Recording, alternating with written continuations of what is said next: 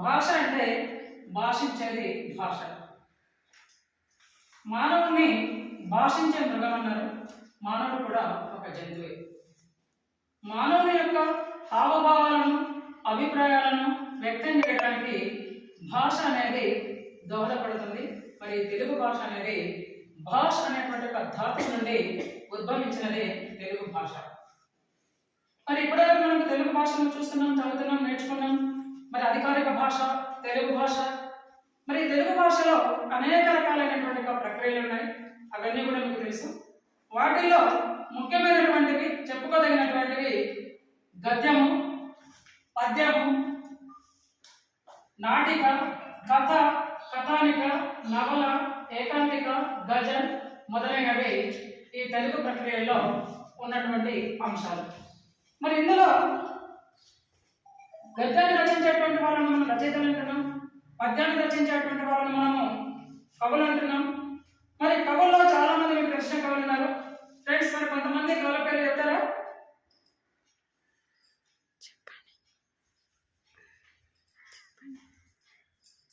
Okay, Nannaya, Tikkana, Errana, Baddena, పోతే దూర్జటి, ఇంకా చెప్పుకుంటూ పోతే అనేక మంది కవులు ఉన్నారు. మరి మనం ముందు చెప్పుకోవాల్సింది ఏంటంటే పద్యాలు చాలా మంది రాశారు.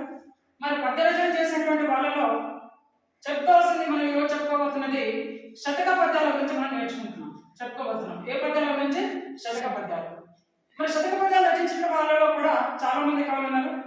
ఆ చాలా మంది కవులలో ఒకరు నేను ఈరోజు తీసుకున్నది దూర్జటి గురించి చెప్పదలుచుకున్నాను. ఎవరు ఇక్కడ? దూర్జటి. దూర్జటి కూడా శ్రీకాళహస్తీశ్వర అనేటువంటి శతక కావ్యాన్ని రచించాడు. మా శతక కావ్యంలో ఒక పద్యాన్ని తీసుకొని చెప్తున్నాను. ఆ శతక కావ్యంలో మరి ఇక్కడ ఆ పాఠ్యం పేరే శతక మధురిమ. శతక మధురిమ అంటే అనేక కవులు రచించినటువంటి శతకాలలోని పద్యాలను ఈ శతక మధురిమ అనేటువంటి ఒక పాఠ్య భాగంలో తీసుకోవడం జరిగింది. అందులో ఒక పద్యం మాత్రమే ఇక్కడ నేను తీసుకున్నటువంటి పద్యం. ఇంతకీ ఈ దూర్జటి ఎవరు? కవి దూర్జటి. ఈ శతక మధురిమ అనేటువంటి పద్యం, దాంట్లో ఒక పద్యాన్ని రచించింది దూర్జటి. దూర్జటి రచించినటువంటి రచనలు శ్రీకాళహస్తీశ్వర మహాత్మ్యం అనేటువంటి ఒక ప్రబంధం, శ్రీకాళహస్తీశ్వర అనేటువంటి ఒక శతకాన్ని కూడా రచించాడు. మరి దూర్జటి అష్టదిగ్గజ కవులలో ఒకరు. ఇంతకు అష్టదిగ్గజములు అంటే ఏంటి? భూమండలానికి నలువైపులా అష్టదిగ్గజాలు, దిగ్గజములు అంటే ఏనుగులు. ఈ 8 ఏనుగులు భూమండలానికి నలువైపులా కాపలా కాస్తున్నాయని ఒక నానుడు మనకు చరిత్ర చెప్తా ఉంది. మరి అదేవిధంగా ఈ అష్టదిగ్గజ కవులు ఎక్కడున్నారు? ఈ దూర్జటి ఎవరి ఆస్థానంలో ఉన్నాడు? మరి పూర్వకాలంలో కవులందరూ కూడా వారికి ఉన్నటువంటి యొక్క పాండిత్యాన్ని, కవిత్వాన్ని రాజులకు చెప్తూ వారి యొక్క మన్ననలు పొందుతూ, కనకాభిషేకాలు పొందుతూ, వారు ఇచ్చేటువంటి అష్టైశ్వర్యాలను అనుభవిస్తూ వారి యొక్క రాజ్యంలో ఆశ్రయాన్ని పొందుతూ ఉండేవారు. అదేవిధంగా ఈ దూర్జటి కూడా శ్రీకృష్ణదేవరాయల ఆస్థానంలో అష్టదిగ్గజ కవులలో ఒకరు. ఆ అష్టదిగ్గజ కవులు ఎవరయ్యా అంటే అల్లసాని పెద్దన, నంది తిమ్మన, దూర్జటి, మాదయ్య గారి మల్లన, పింగళి సూరన, తెనాలి రామకృష్ణుడు, అయ్యలరాజు రామభద్రుడు, రామరాజభూషణుడు. ఇంత మరి అష్టదిగ్గజ కవులు రచించినటువంటి రచనలు కూడా ఏంటంటే అల్లసాని పెద్దన రచించింది మనుచరిత్ర, హరికథాసారం, నంది తిమ్మన రచించినటువంటిది పారిజాతపహరణం, దూర్జటి రచించినటువంటిది శ్రీకాళహస్తీశ్వర మహాత్మ్యం అనేటువంటి ఒక ప్రబంధం, శ్రీకాళహస్తీశ్వర శతకం, మాదయ్య గారు రచించినటువంటిది రాజశేఖర చరిత్రం, పింగళి సూరన రాఘవ పాండవీయం, ప్రభావతి ప్రద్యుమ్నం, కళాపూర్ణోదయం అనేటువంటి దాన్ని రచించడం జరిగింది. తెనాలి రామకృష్ణుడు పాండురంగ మహాత్యం, ఘటికాచల మహాత్యం, అయ్యలరాజు రామభద్రుడు రామాభ్యుదయం, రామరాజభూషణుడు హరిచంద్ర నలోపాఖ్యానం అనేటువంటి కావ్యాలు రచించారు. వీళ్ళు శ్రీకృష్ణదేవరాయల కాలంలో అష్టదిగ్గజ కవులుగా పేరు పొందినటువంటి వాళ్ళు. వారే కాదు, అష్టదిగ్గజ కవుల్లో సరే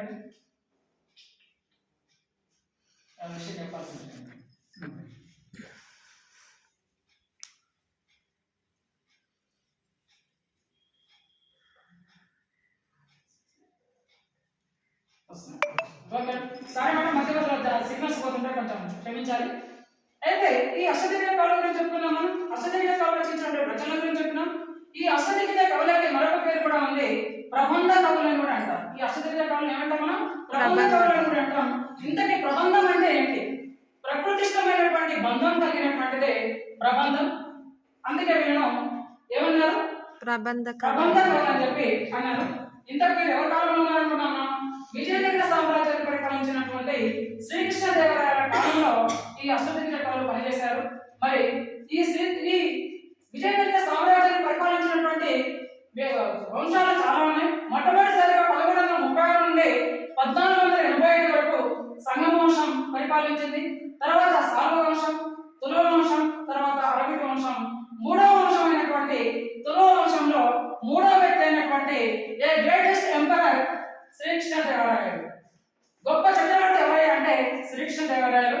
మరి శ్రీకృష్ణదేవరాయల కాలం 1509 ఫిబ్రవరి 4లో ఆయన సింహాసనాన్ని అధిష్ఠించాడు. అక్కడి నుండి 1529 అక్టోబర్ 17 వరకు అతని యొక్క పరిపాలనా కాలం అనేది చాలా దేదీప్యమానంగా ప్రకాశిస్తూ అత్యున్నతమైన స్థానానికి చేరుకోగలిగింది ఇది విజయనగర సామ్రాజ్యం. మర్చిపోబెట్టి మీకు విజయనగర సామ్రాజ్యం యొక్క ఆనవాళ్ళని ఇక్కడ చూపించగలుగుతున్నాను. అదేవిధంగా శ్రీకృష్ణదేవరాయలు కూడా చూపించగలిగాను. రెండవది ఇక్కడ అష్టదిగ్గజ కవులను అంటే మధ్యలో ఈ శ్రీకృష్ణదేవరాయలు కేవలం ఒక చక్రవర్తి మాత్రమే కాదు, ఇతనికి కూడా గొప్ప పాండిత్యం ఉంది. ఇతడు కూడా మరి ఇక్కడ సభా మంటపంలో కూర్చున్నారు. రెండు వైపులా నలుగురు 8 మంది కవులు కూర్చున్నారు. మధ్యలో ఆసనుడై శ్రీకృష్ణదేవరాయలు ఇక్కడ కూర్చొని ఉన్నారు. మరి ఈ సభా మంటపానికి మరొక పేరు కూడా ఉంది. ఆ సభా మంటపం పేరే భువన విజయము. శ్రీకృష్ణదేవరాయల యొక్క సభా మంటపం పేరేం పేరు? భువన విజయము. మరి శ్రీకృష్ణదేవరాయలు సదాశివంగా చక్రవర్తి మరియు కవి కూడా కనుక అతనికి 2 బిరుదులు ఉన్నాయి. ఒకటి ఆంధ్రభూషణుడు, 2 సాహితీ సంగ్రామాల సార్వభౌముడు అనేటువంటి బిరుదులు కూడా ఉన్నాయి.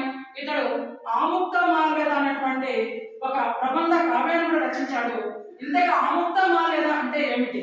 విడిచిపెట్టబడినటువంటి లేదా వదిలినటువంటి పూల మాల లేదు పూల దండ అని అంటాం. అందుకే ఇక్కడ ఆముక్త మాల్యద అనేటువంటి కావ్యాన్ని కూడా రచించాడు. అది కూడా ఒక ప్రబంధం. ఇకపోతే ఇప్పటి వరకు దూర్జటి ఎవరి ఆస్థానంలో ఉన్నాడు? ఆస్థానానికి ఉన్నటువంటి ఒక సామ్రాజ్యం ఏంటిది? ఏ సామ్రాజ్యాన్ని పరిపాలించాడు? ఆ సామ్రాజ్యంలో అతను ఉన్నటువంటి ప్రతిభ ఏంటి? ఇవన్నీ మనం చెప్పగలిగాం. ఇకపోతే ఇప్పుడు మనం చెప్పుకోవాల్సింది ఈ పద్యాన్ని రచించినటువంటి మహాకవి దూర్జటి గురించి. ఈ దూర్జటి శ్రీకృష్ణదేవరాయల ఆస్థానంలో ఉన్నటువంటి కవులలో ఒకరు. ఇతడు 16వ శతాబ్దానికి సంబంధించినటువంటి వ్యక్తి. ముందే చెప్పుకున్నాం ఇక్కడ దూర్జటి శ్రీకాళహస్తీశ్వర మహాత్మ్యం అనేటువంటి ఒక ప్రబంధాన్ని, శ్రీకాళహస్తీశ్వర శతకం అనేటువంటి శతక కావ్యాన్ని రచించాడు. ఇంతకు శ్రీకాళహస్తి అంటే ఏంటి? శ్రీ అంటే సాలెపురుగు, కాలము అంటే పాము, హస్తి అంటే ఏనుగు. ఈ 3 కూడా శివుణ్ణి ఆరాధించి తరించినటువంటి ప్రదేశం కాబట్టి దానికి శ్రీకాళహస్తి అనేటువంటి పేరు వచ్చింది. ఆ శ్రీకాళహస్తిలోని కొన్ని ముఖ్యమైనటువంటి ప్రదేశాలను మీకు నేను చూపిస్తున్నాను. ఇది మరి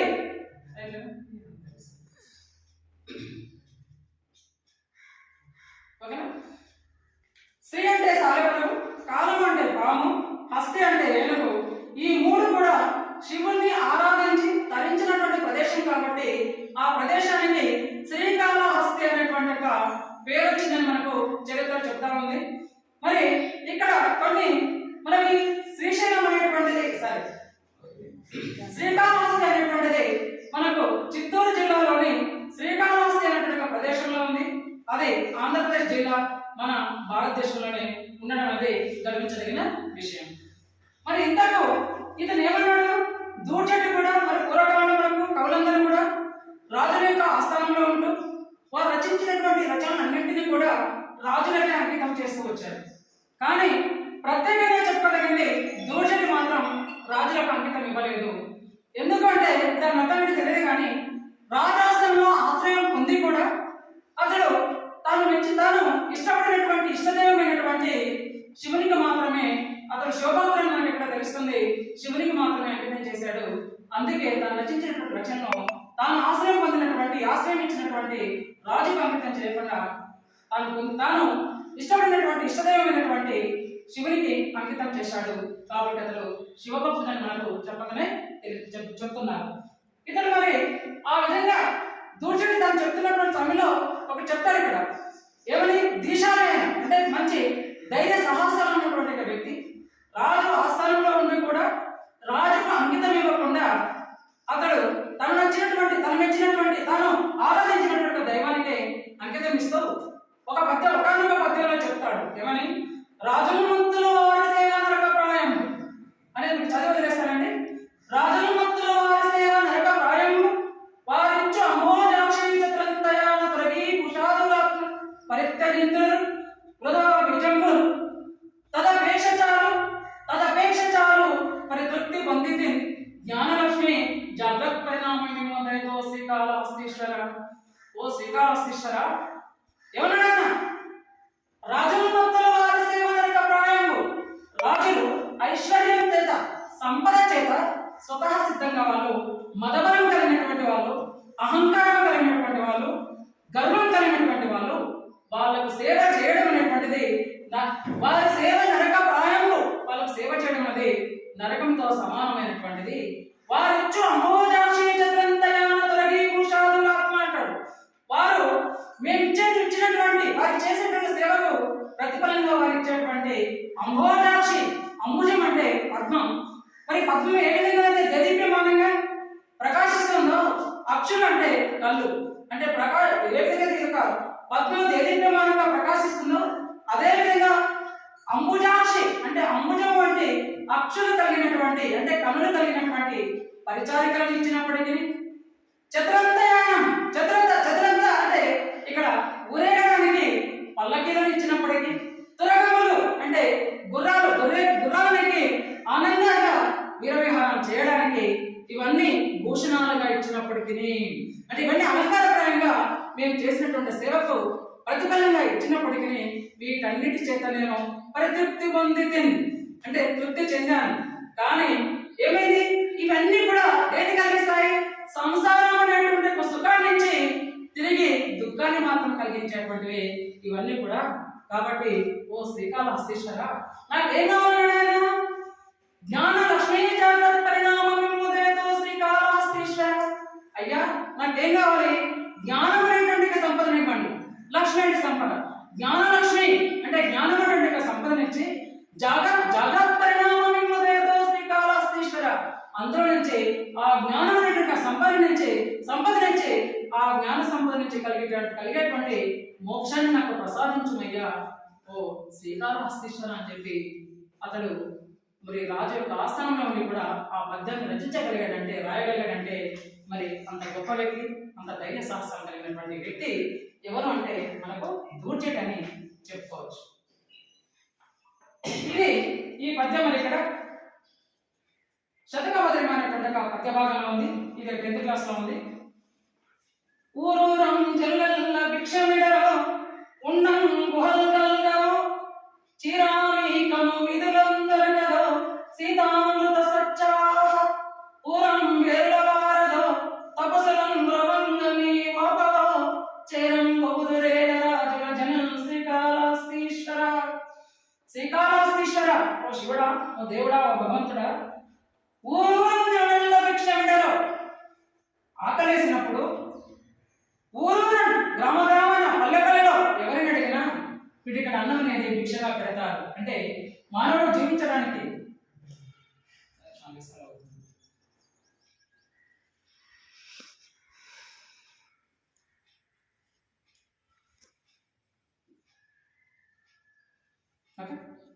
ఊరూరం భిక్షమిడరో. ఆకలైనప్పుడు ఎవరైనా కడుపు నింపుకోవడానికి ఆహారాన్ని, భోజనాన్ని తీసుకుంటాం.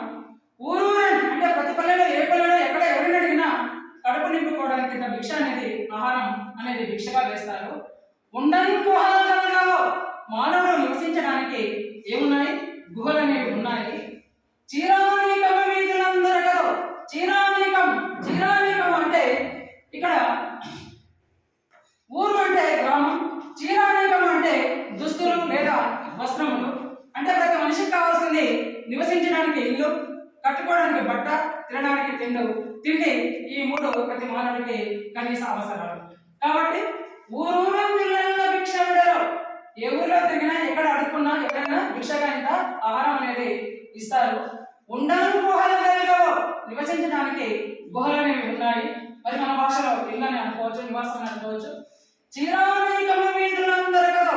చీరానీకం అంటే దుస్తులు లేదా వస్త్రములు కట్టుకోవడానికి వీధులందు దొరుకుతున్నాయి, అంటే మార్కెట్లో వీధుల్లో లభిస్తాయి.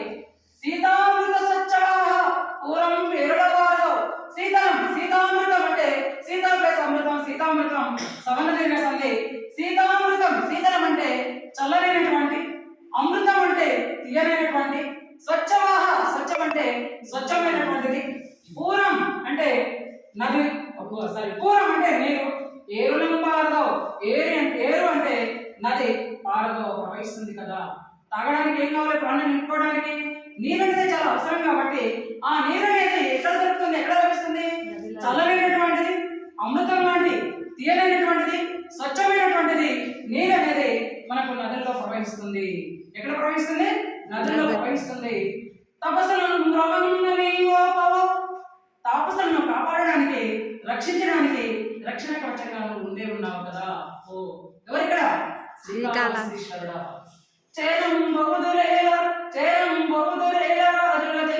శ్రీకాళహస్తీశ్వర. అలాంటప్పుడు ప్రజలు రాజులను ఎందుకయ్యా ఆశ్రయిస్తారు? అవసరమా? అంటే దీని అర్థం రాజులను ఆశ్రయించాల్సిన అవసరం లేదు కదా. మానవుడైనటువంటి వాడు నివసించడానికి ఎక్కడికి వెళ్ళినా, ఎవరిని అడిగినా ఇంత భిక్షంగా ఇంత ఆహారం అనేది అందిస్తారు, పెడతారు.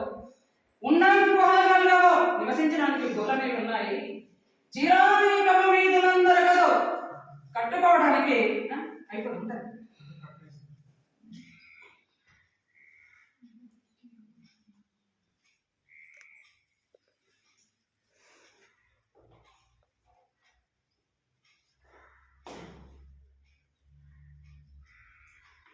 అయిపోయింది కదా, చూపిస్తాను కదా.